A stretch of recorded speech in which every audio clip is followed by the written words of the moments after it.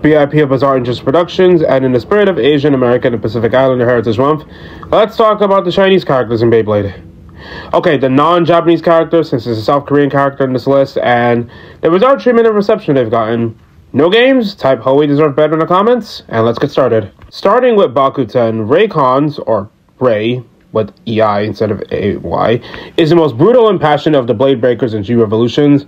And I think at the time in the 2000s, he was pretty cool. Because in terms of hobby anime, compared to Yu-Gi-Oh's Vivian, Digimon having Henry but for just one season, we didn't get a lot of Chinese characters in shows back then that were part of the main characters cast until after 2004. Especially since the first arc after the team unites was compelling.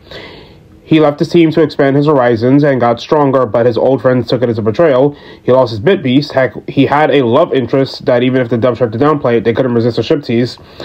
Though it's interesting people give Ray flack for losing Drigger in V-Force and in his loss record in G-Revolution. But someone had to lose to hype up the Saint Shields, and he got Drigger unsealed anyway. As for G-Revolution, someone needed to lose to hype up Bartez in F Dynasty. And let's not pretend like Ray wouldn't have defeated Crusher had both their Blades ended in that stadium. I wish we got to meet a family member since we only see his uncle's restaurant in season 1 alongside his uncle himself instead of his mother or father.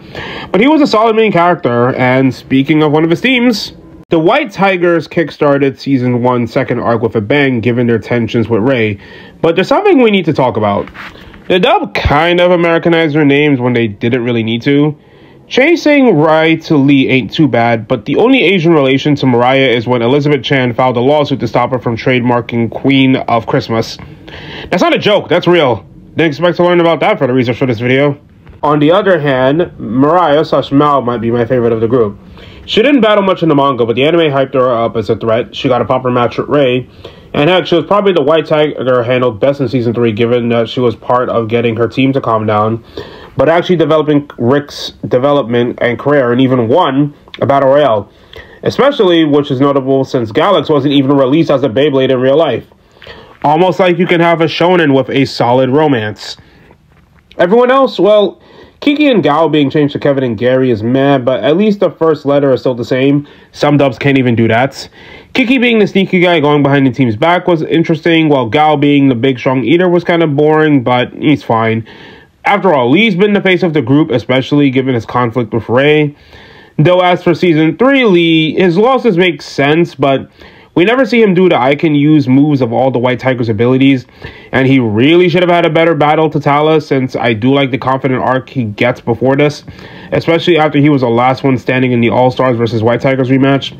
But I will say he had the most growth compared to Ray and Mariah, especially compared to the rest of his teammates.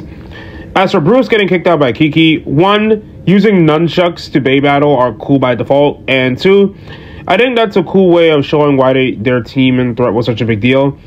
And Tao thankfully wasn't a creepy, perverted old man for the most part, but that's about it for Bakuten. 2 sagas in a row where the first team the heroes face off against is from the Chinese representatives, huh? I wonder if that's going to be a pattern. I'm going to get hate for this, but I actually find Wang Hu Jang boring in terms of character development. But compared to White Tigers, I actually find them more fun as characters. Hear me out. They get a huge boost compared to the manga because Chao Xin and Mei Mei weren't even in the manga. And the Shine and Shiyun don't have any involvement in the story after their battle against Masamune and Jinga in the manga. Heck, the Shine's manga counterpart was also kind of abusive after Shiyun lost to Masamune. So I'm kind of glad their best friend status felt more genuine in the anime. The Shine has the whole I have to legally do whatever it takes to win and protect my honor moments. But he's a solid leader making valid calls before and after his fight with Jinga. I feel like some people hate Shiyun because he trounced Tsubasa so hard, but at the same time, the Beyblade community can be a bit hypocritical when it comes to which Beyblade characters they like and which ones they hate based on if they defeat an opponent or not, or how arrogant and cocky they can be. Mei Mei is funny. The running gag of her getting phrases wrong is cute. And it's kind of crazy she's got more special moves than Hikaru when they both use Aquario, which gets into another problem I have later, but we'll talk about that later. But I wish we got to learn what led to her joining Bailin Temple and the Fist, since we know Deshine and Shiyun grew up in the temple together. But Chao Jin is easily the one with the most growth, going from a talented but arrogant playboy who doesn't care to train, to someone more uplifting and chill. And the best part is that they just don't disappear after the battle. They try to climb up the losers bracket. They help Gang Galaxy train after the Festival of Warriors. They try to become the reserve member of the team in the tournament. And they side with the United Alliance against Ziggurat. Plus, did anyone expect them to follow up on the Shine versus Julian at the time?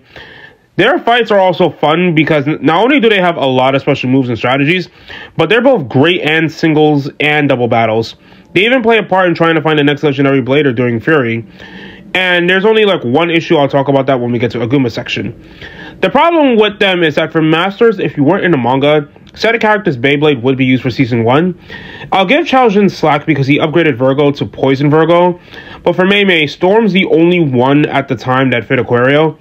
I might make a video on which constellations weren't used in the Metal Saga and try to see if I can give those ones to set characters.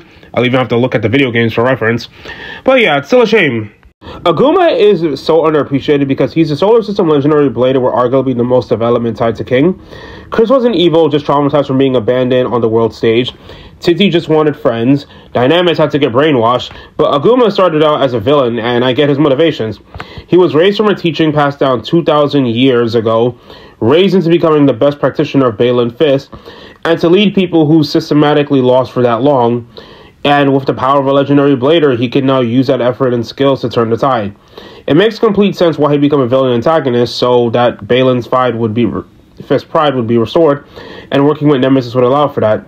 That's why he called Kyoya a dog and a follower, because Aguma let the Fists despite their small numbers and refused to give up. But he's a jobber and he was nerfed. Yeah, well, so was your mother when she had you for 9 months. Thanks to you, she lost her battles with fatigue, nausea, sleep, center of gravity, going to work, anxiety, stress, mental health, breathing light, putting socks on, and having the strength to take a shower. But you wouldn't call her a jobber now, would you?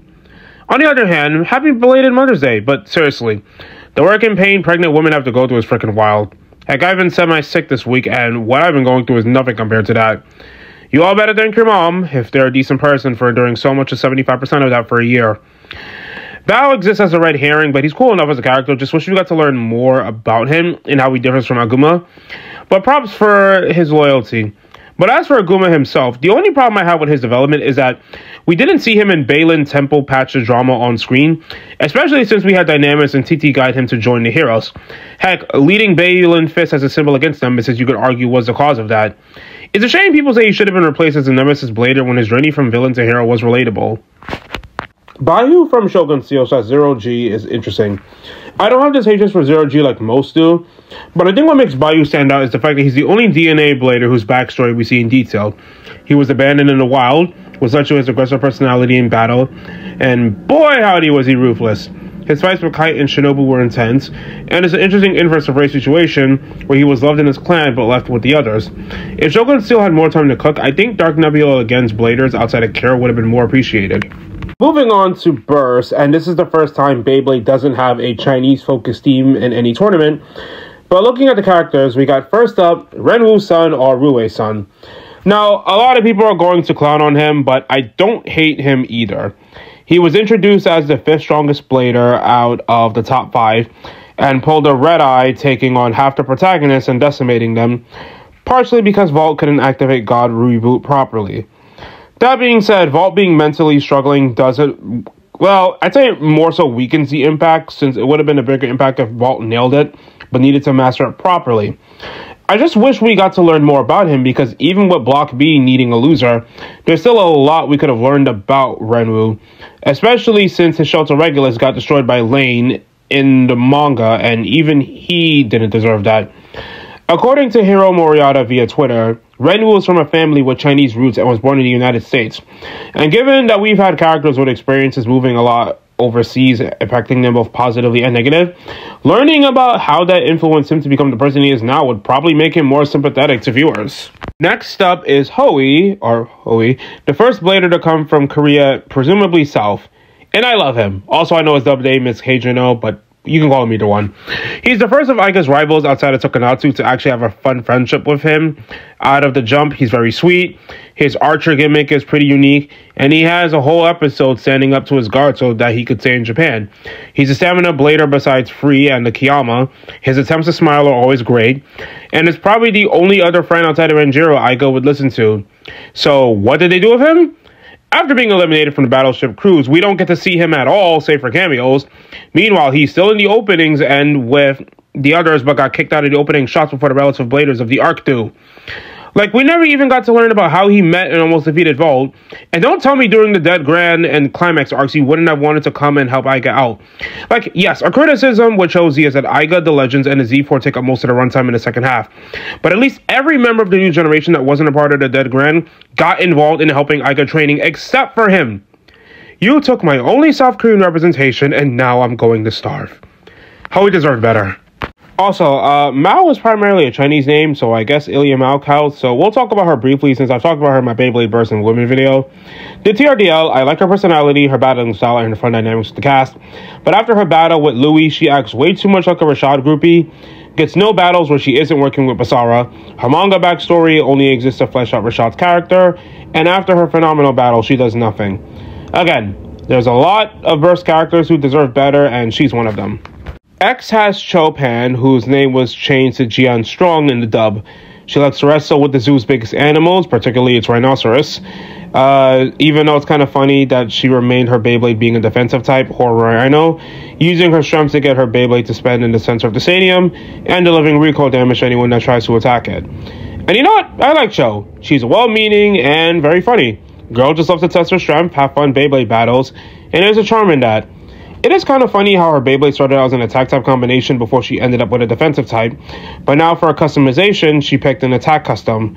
Girl does not give two damns about stamina, and I can respect that. The anime gives her more screen time because of course it does, and I enjoy her friendship with Toguro. He's a cynic to her optimist, which is sweet.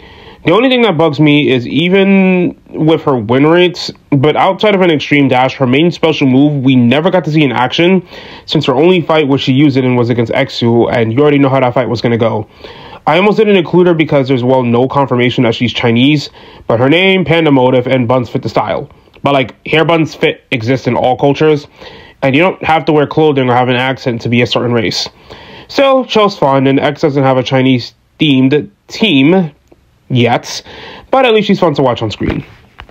Yeah, the history of Chinese characters in Beyblade is interesting because all of them have gotten criticism for their lack of screen time and focus to some degree, which makes sense. Only one of them. Okay, given DB's cast is so small, two of them were casted in the long run. And while that was an issue permeating across the entire cast, just using all of them more in small doses could have elevated some key stories more, or in some cases make them more memorable, because there's fans of every character on this list. Heck, there's not even a single one I dislike. But in the spirit of nuance, I can appreciate what these characters have to offer, and hey, right now I have 200 subscribers, only 40% of the accounts get monetized, and we've reached 18.7% of public watch hours on the channel. So, thank you all for watching, especially my Beyblade viewers. We will do a Q&A video in the future, and next time, well, the Capcom Fighting Collection sequel is arising now, and I need to talk about Marvel vs. Capcom sooner than I thought. So, yeah, thanks for watching, and BIP of Bizarre Interest Productions, signing off.